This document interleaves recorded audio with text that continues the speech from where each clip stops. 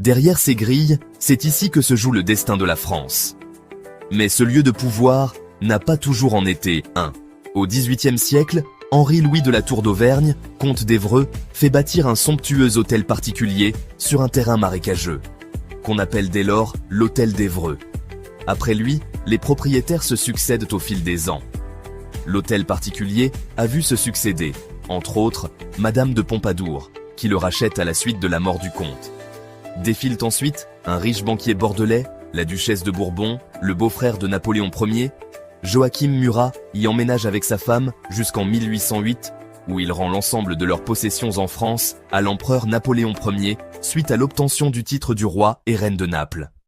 En 1858, la Deuxième République transforme ce palais privé en résidence présidentielle. C'est Louis-Napoléon Bonaparte, futur Napoléon III, qui l'inaugure politiquement. L'Élysée devient alors le théâtre du pouvoir, mais aussi de ses crises, de ses symboles, de ses secrets. 300 ans d'histoire plus tard, l'Élysée est plus qu'un lieu, c'est un véritable centre de décision. Tous les présidents dès la Troisième République et l'instauration du palais de l'Élysée en résidence officielle du chef de l'État ont laissé leur empreinte dans le palais. L'arrivée du général de Gaulle place l'institution au centre de la vie politique, malgré sa préférence pour l'école militaire et le château de Vincennes.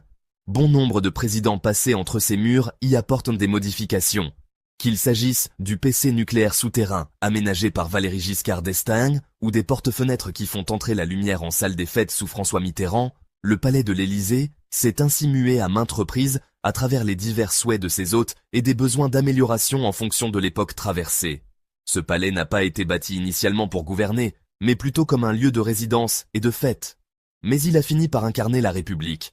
Le bâtiment est devenu un symbole du pouvoir et de la République en France. Si ces récits t'intriguent, abonne-toi pour découvrir d'autres histoires fascinantes sur la finance, l'histoire et le monde des affaires.